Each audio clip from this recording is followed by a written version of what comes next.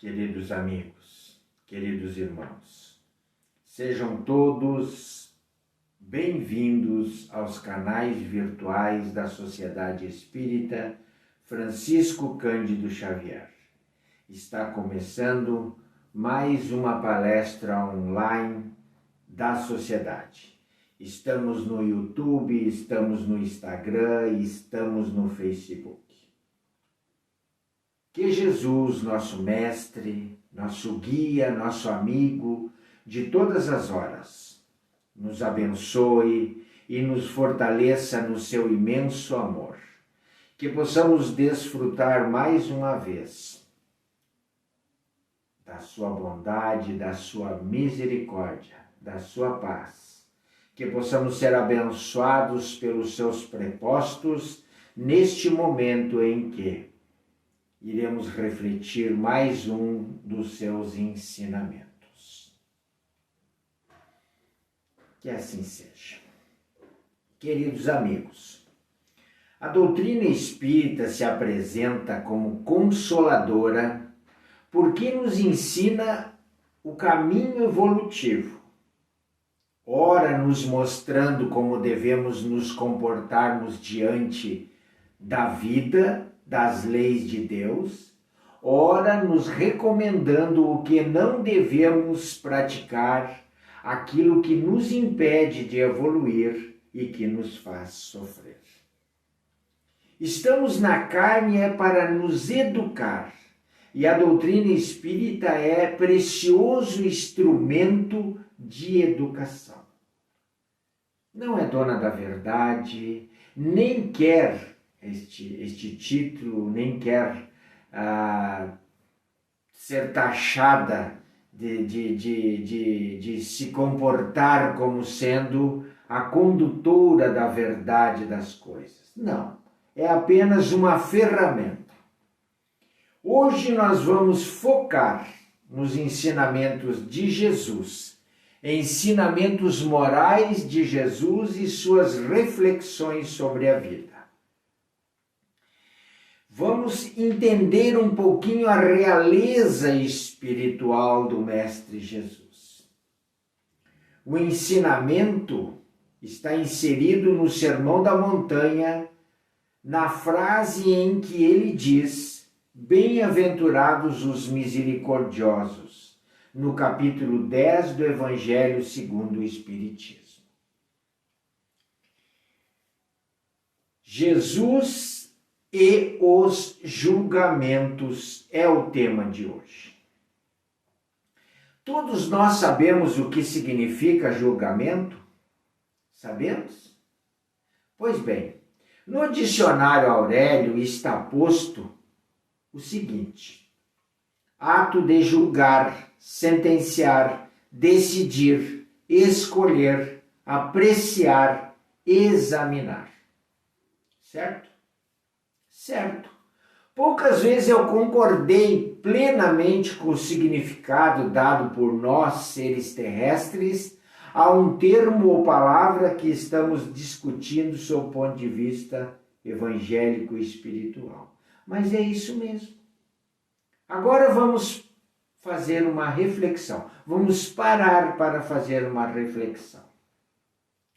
Talvez seja o ato que mais fazemos depois de respirar. Surpresos? Concordam? Gente, vivemos todos os momentos de nossas vidas fazendo julgamentos. Muitos deles, ou a maioria, proveitosos para a nossa vida. Passamos diariamente decidindo coisas, examinando, escolhendo, apreciando, julgando o que é certo e o que não é certo. Portanto, o que está errado para as nossas vidas, decidimos o que comer, escolhemos o que vestir, examinamos locais e lugares que frequentamos, escolhemos nossas companhias, nosso travesseiro, nosso sabonete, nosso cachorro, etc, etc, etc. Mas a pergunta que não quer calar: será que sabemos fazer julgamentos? Será que escolhemos e decidimos para nós o que é melhor, o mais correto? Sob ponto de vista espiritual, portanto, segundo as leis de Deus, as leis de harmonia, da convivência do cosmos, a resposta é não. Não? Não, por quê? Simples. As leis de Deus são criadas para nos dar felicidade. A vida plena no amor, na harmonia entre os seres. Se os nossos julgamentos não nos levam a esta realidade, devemos deduzir que eles são equivocados, inoportunos ou até impróprios. A quê? Ao nosso bem-estar. Não todos, evidentemente, mas uma boa parcela, ou quem sabe os mais importantes. Afinal, se somos criados para sermos a imagem e a semelhança do nosso Pai, portanto, felizes, por que não o somos? Por que não o somos? Esta constatação já é preocupante, não é? Porém, não é a única preocupação que devemos ter com julgamentos. Talvez o que nos atrasa igual ou mais na nossa caminhada evolutiva do que eu acabei de falar é o julgamento que fizemos dos outros, quase sempre rigorosos, a maioria das vezes distorcidos, comprometedores, ou seja, injustos. E alguém já parou para perguntar quem nos autorizou a fazer isso? Quem? Ninguém. Ninguém, gente. Mas fazemos com grande frequência. Em contrapartida, quando nós temos a possibilidade de julgarmos a nós mesmos, já não usamos da mesma rudeza, da mesma inflexibilidade. Pelo contrário, conosco nós somos brandos, tolerantes. Jesus nos ensinou que uma das expressões máximas do amor, ou seja, um grande caminho para a felicidade é a caridade, que significa benevolência para com todos, indulgência para com os erros alheios e perdão das ofensas. A indulgência, que acaba sendo o contexto da nossa reflexão, é um dos sentimentos mais elevados que pode ser desenvolvido pelos seres humanos. Caracteriza-se pela compaixão que nós demonstramos pelo próximo e suas imperfeições. Permite que nós perdoemos as ofensas que nos atingem. A indulgência não só espalha a oportunidade de reabilitação ao ofensor, mas também pacifica o coração de quem a oferece. E o Espiritismo, nesta linha, adota como divisa: fora da caridade não há salvação. Havendo nesta máxima, fora da caridade não há salvação, dois conceitos: caridade e salvação. Quem nos ajuda a entendê-los? Emmanuel. Sim, Emmanuel, pela caneta de Chico, no livro O Consolador, questão 225, assim se pronuncia. Traduzir o conceito de salvação por iluminação de si mesmo, como o caminho das mais elevadas aquisições e realizações no infinito. Não poderia ser mais feliz essa conceituação. Do conjunto da obra de Kardec, inclusive, surge clara a ideia de que o aprimoramento individual é a tarefa de cada um de nós e a meta final de cada espírito. A evolução é intransferível, meus irmãos. cada um de nós segundo as nossas obras. E a salvação, segundo essa concepção de Emmanuel, constitui a meta para a qual todos nós fomos criados. O nosso maravilhoso destino final, como condição de conquista. Então, o Espiritismo estabelece como trabalho a caridade.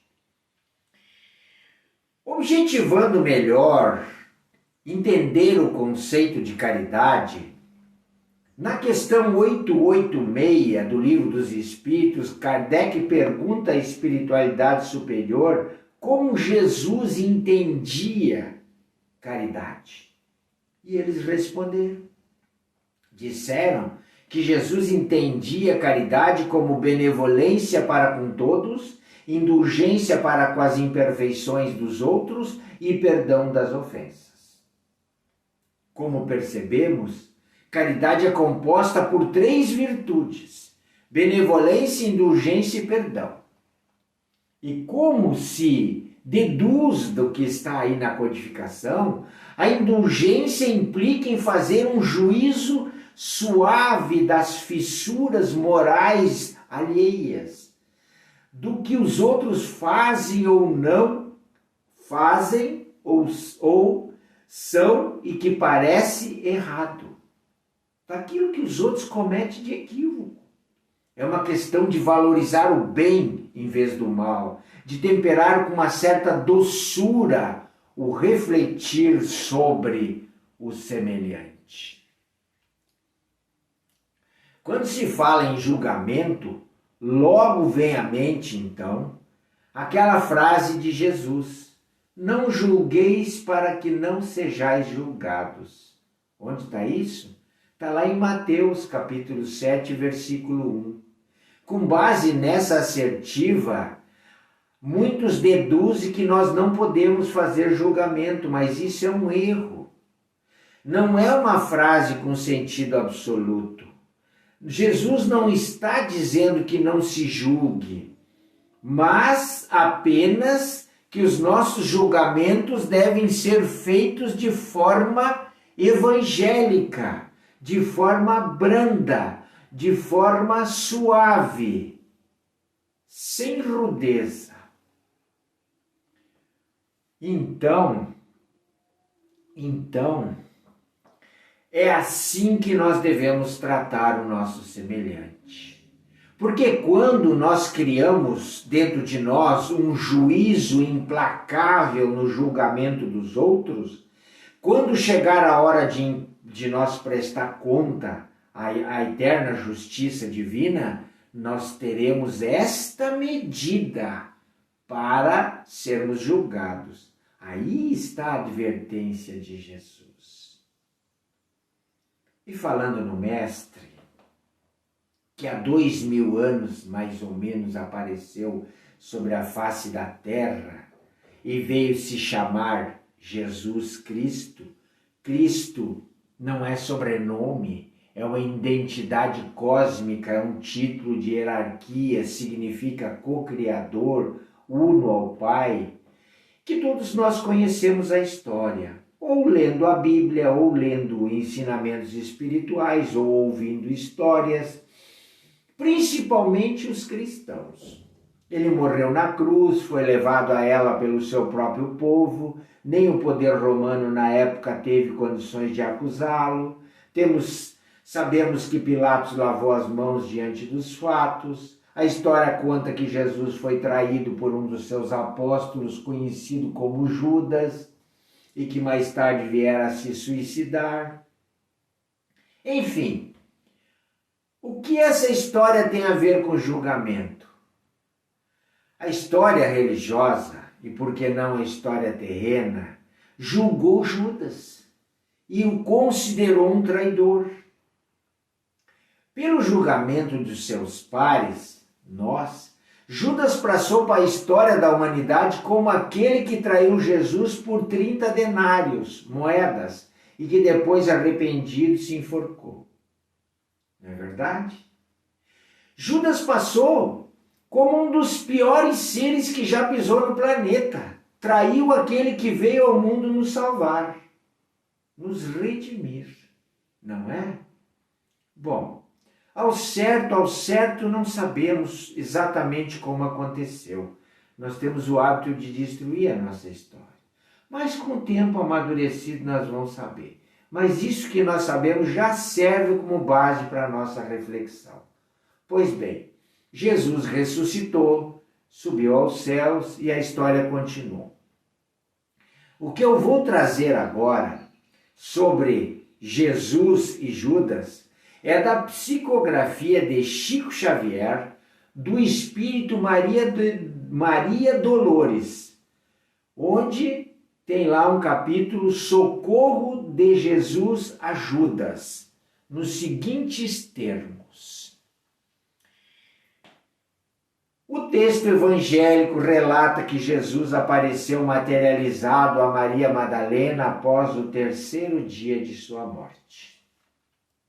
No diálogo que ele estabeleceu com Madalena, está narrado em forma de poema por Maria Dolores, através de Chico Xavier, sob o título Amor e Perdão, do livro Coração e Vida, portanto, dentro dos 412 livros de Chico, o final do diálogo apresentado a seguir, que revela o imenso amor de Jesus e a forma como se comportava diante da vida. Foi ao encontro de Judas. Lembram? Se enforcou após constatar que o mestre fora crucificado por sua culpa. Então o diálogo com Maria Madalena começa assim. Maria Madalena pergunta: Senhor, onde estivestes? Não foste à luz? Jesus respondeu: Não, Maria, não fui ainda ao alto, nem me levei sequer um palmo à luz do firmamento. Quem ama, Maria, não consegue achar o céu de um salto. Ao invés de subir os altos esplendores, desci, mas desci muito aos reinos inferiores.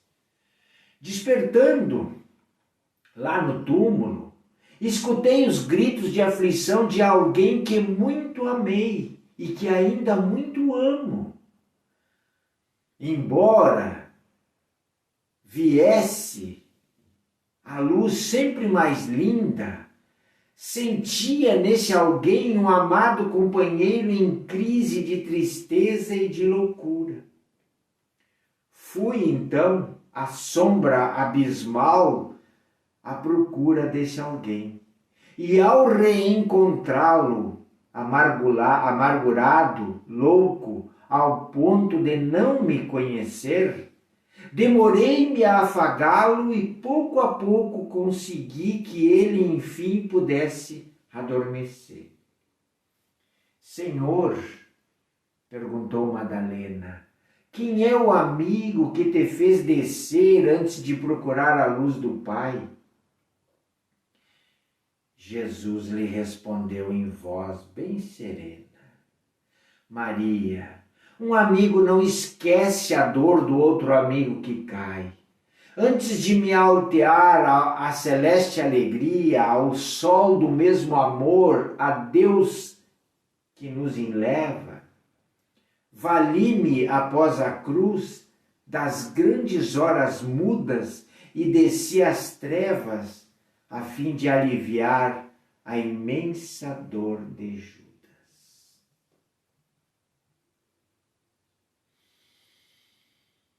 Respirem, vejam, meus irmãos. O julgamento que Jesus praticou a Judas, que foi o responsável pela sua captura e crucificação, recheado de indulgência e de perdão, de benevolência. É isso que o Mestre quer nos ensinar, amigos. Ou ainda achamos que é cedo? Ou ainda não é o momento para nós pensarmos nisso? Gente, já se passaram mais de 2000 anos.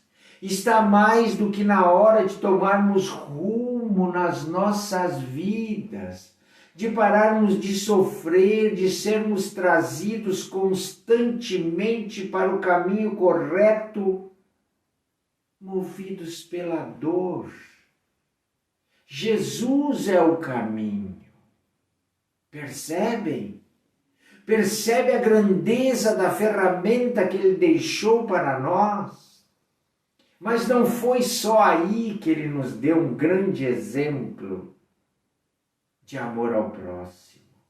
Lembrem-se do evento da mulher adúltera. Evangelho de João, capítulo 8, versículos 1 a 11.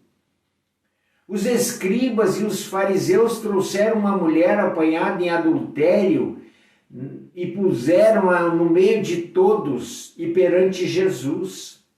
E lhe perguntaram: Mestre, esta mulher tem sido apanhada em flagrante adultério.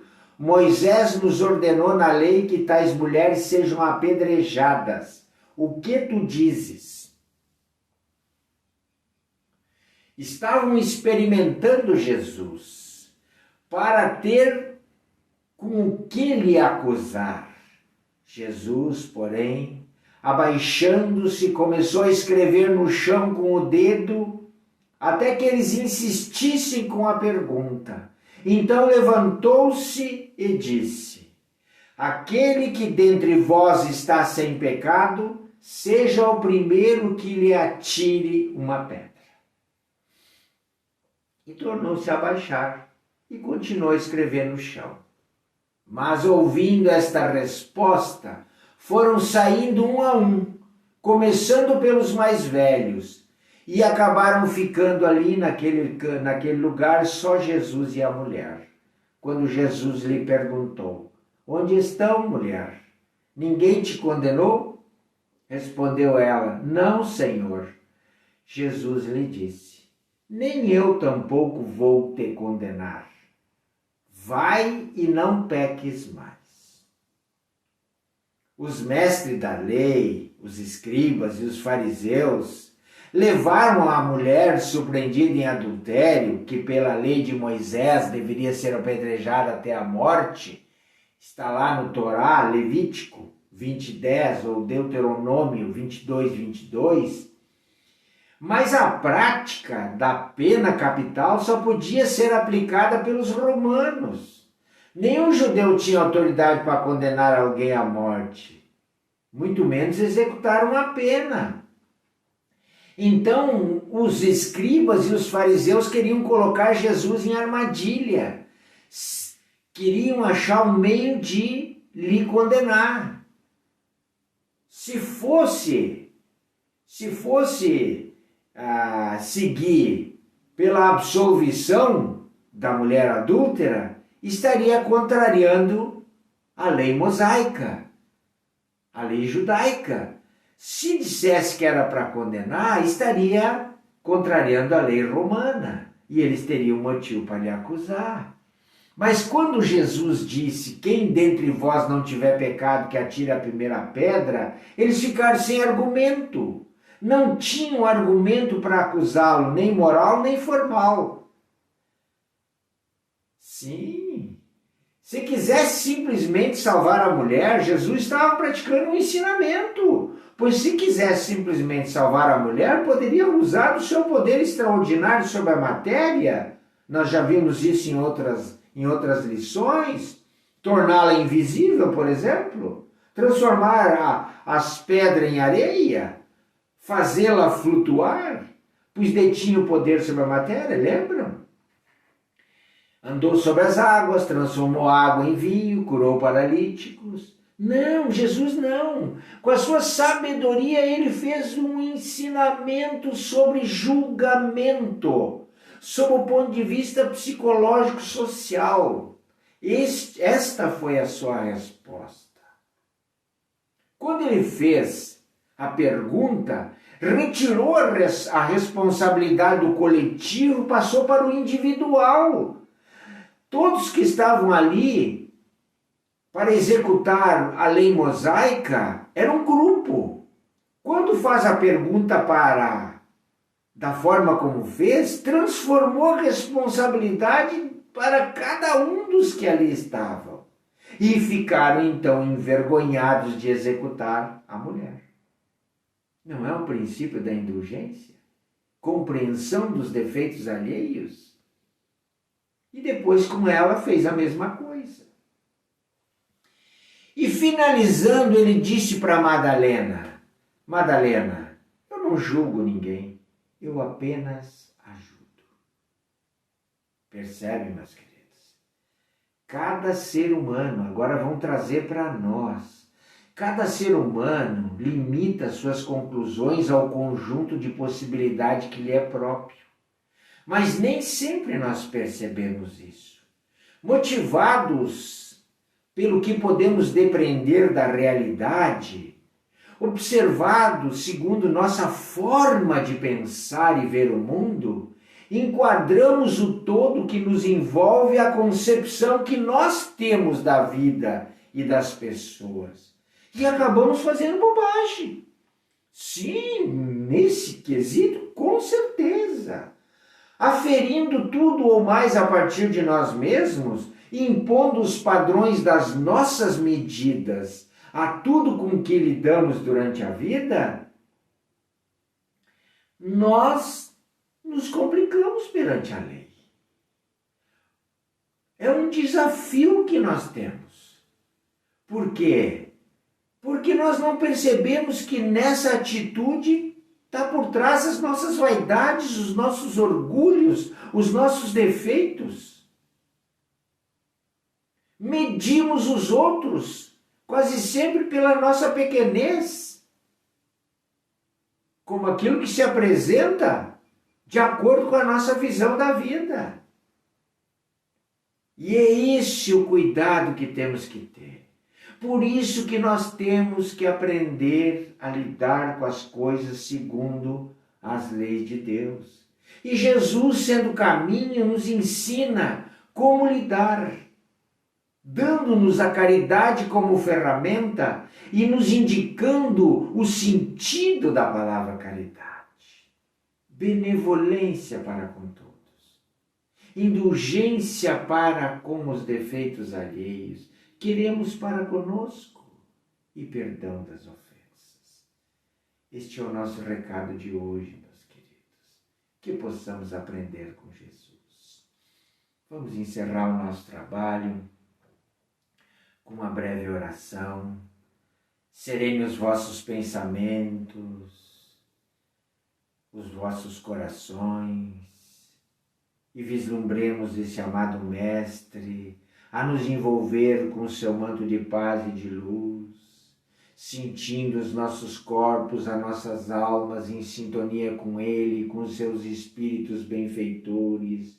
Vamos mergulhar no amor curativo da bondade divina, deixando-nos dominar por essa energia amorosa, agradecendo a possibilidade da vida, da saúde, do lar, da família e dos ensinamentos que nos são propostos.